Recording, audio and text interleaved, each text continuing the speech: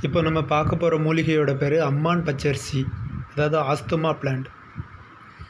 இதனுடைய அறிவியல் வகைப்பாடு டொமைன், கிங்டம், டிவிஷன், கிளாஸ் எல்லா மூலிகை செடிகளுக்கும் ஒன்று போல தான் இருக்கும்.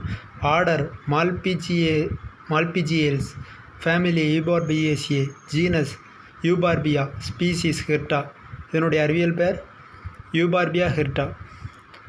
இதனுடைய ஆங்கில பெயர்கள் என்னென்னு பார்த்தோன்னா asthma plant, dove milk, garden spurge, hairy spurge, பில்பாட்